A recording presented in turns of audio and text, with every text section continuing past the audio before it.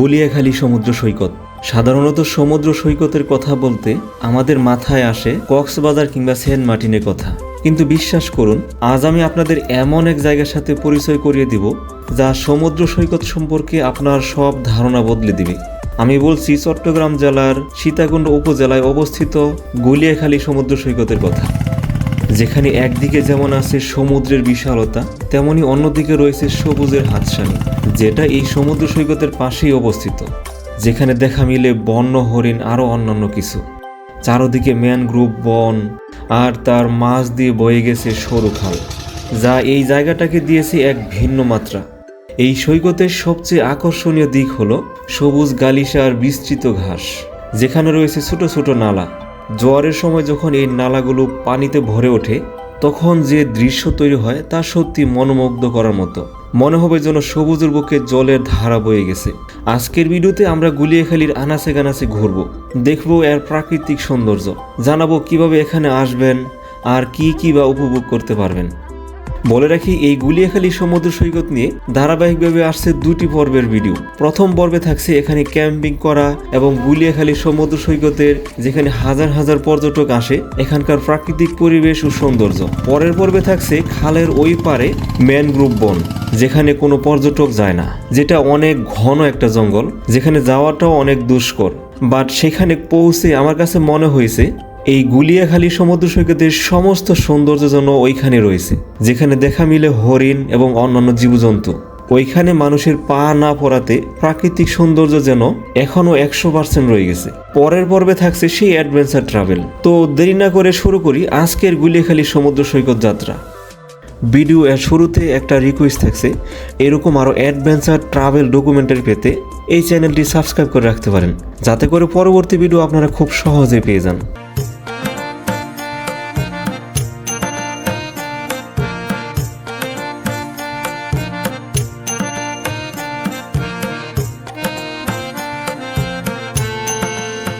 বলে রাখি এখানে কিভাবে আসবেন।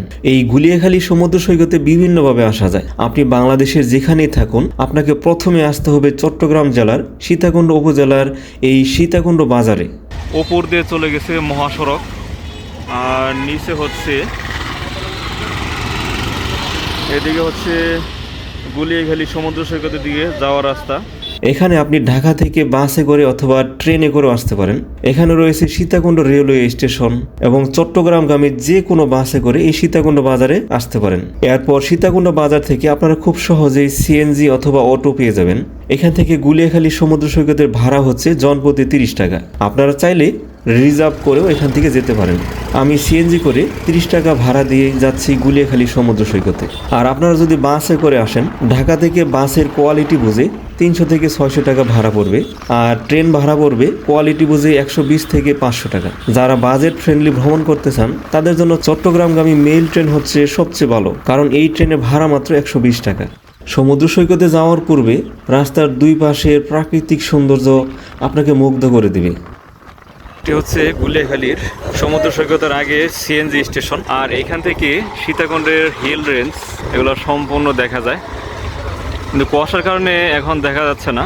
আধা কিলোমিটার হেঁটে তারপরে আমরা যাব এই গলিয়াখালী সমুদ্র সৈকতে। তো এখন ঘড়িতে বাজে 3টা বেজে 18 মিনিট। এখন মনে হচ্ছে জোয়ার চলতেছে, তো চলুন দ্রুত যাওয়া যাক।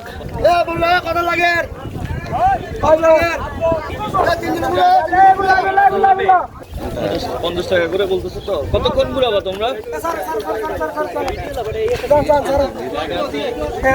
কতক্ষণ ঘুরাবা? কতক্ষণ?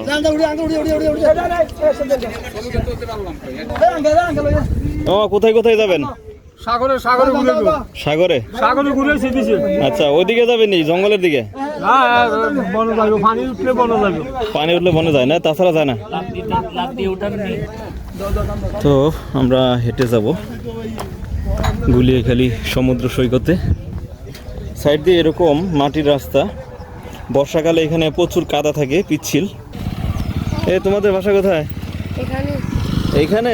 এখানে কোথায়? ওইদিকে। কই যাচ্ছ? বিচে? নাম কি তোমার? শিহাদ। তোমার নাম কি? জান্নাত। চলো।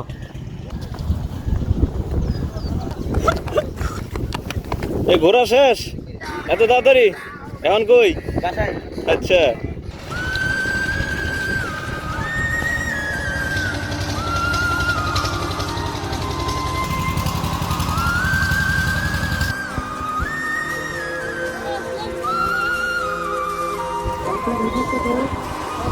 তো ওয়েলকাম গুলিয়াখালী সমুদ্র সৈকত।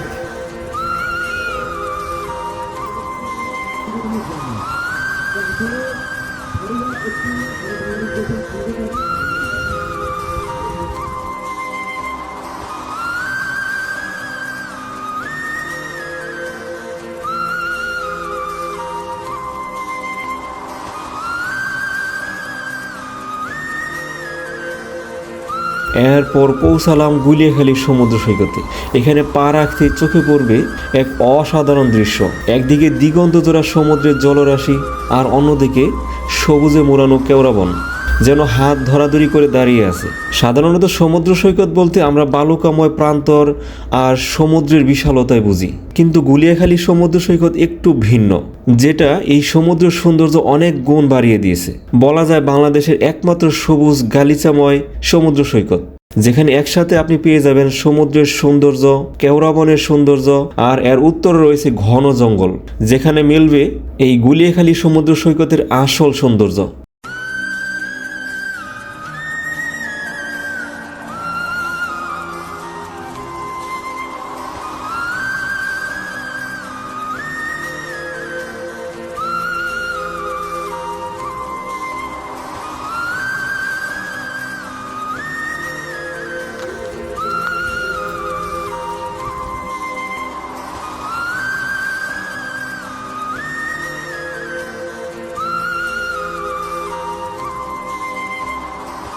এখনো খান নাই দুপুরে?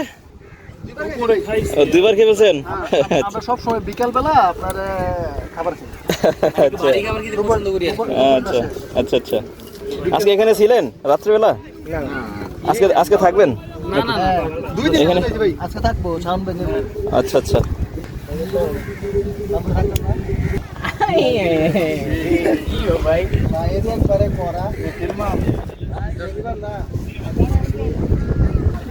আসসালামু আলাইকুম।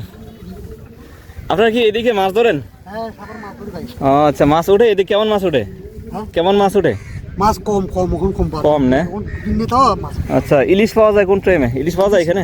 রুট তো করে মানে কম কম না? বর্ষাকালে বেশি করে। আচ্ছা আচ্ছা বর্ষাকালে সারাদিন একটু মাছ পড়ে তো। আচ্ছা আচ্ছা, আপনি কি একাই মারেন না কয়জনে মিলে মারেন? কয়জনে মিলে যান একবারে সাগরে?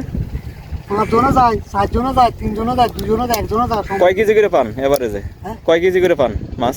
1 কেজি 1.5 কেজি এই ভিতরে ব্যাপার। 4-5 জনে গেলে 1-1.5 কেজি হয়। আজকে যাবেন মাছে? যাবেন আজকে? যাবেন আজকে? যাবেন নাকি রাত্রেবেলা না? আর ওই পাশে দেখা যায় সুন্দর একটা সুন্দরবনের ফিল পাওয়া যাচ্ছে ওইখানে। চলে যান সুন্দর হলে। হ্যাঁ, আমি যাব। আর হরিণ দেখা যায় কিনা দিনের বেলা? করেন দিনে রাত আসবে। এখানে কেমন গর্ত কেমন এখানে? অনেক অনেক। আচ্ছা, এই যে একটা ট্রলার যাইতেছে। ওয়াও,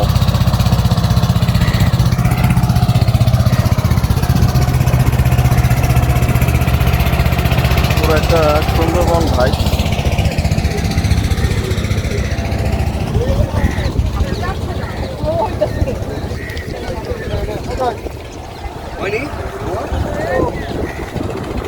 কটার দিকে যাবেন মাছেরে?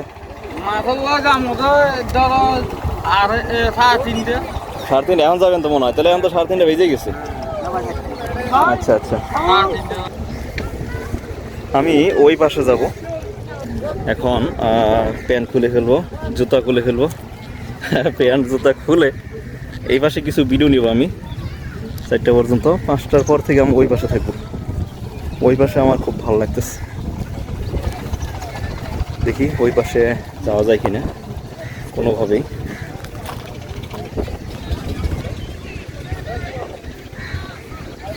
তো আপনারা এই বিচের পাশে এরকম অসংখ্য দোকান আপনারা এখানে পেয়ে যাবেন। এখানে সমুদ্রের বিচের পাড়ে যেসব মালামাল পাওয়া যায়, রকমারি জিনিস, সব কিছু আপনারা এখানে পেয়ে যাবেন। কাঁকড়া চিংড়ি মাছ থেকে শুরু করে সমুদ্রে পরে যে ঝিনুকের মালা থাকে, আরও অনেক কিছু থাকে, এগুলো সবই আপনারা এখানে পেয়ে যাবেন। আর এখন ঘড়িতে 3:44, অনেক লোকজন আসছে।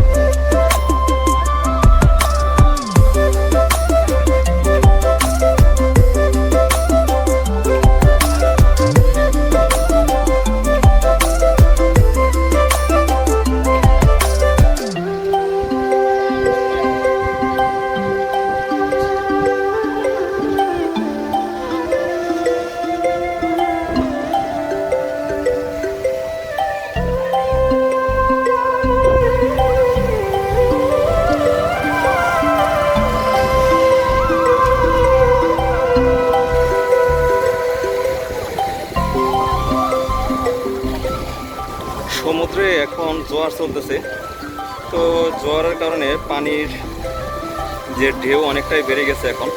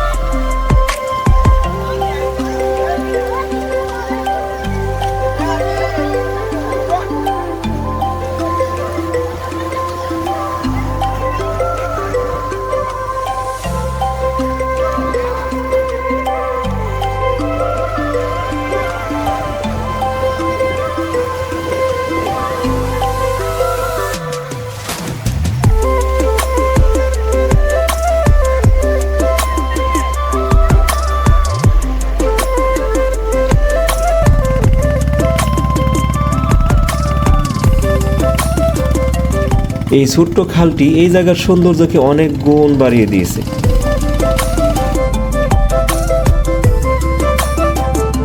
গুলিয়াখালী সমুদ্র সৈকত থেকে আজকের মতো বিদায় নিচ্ছি।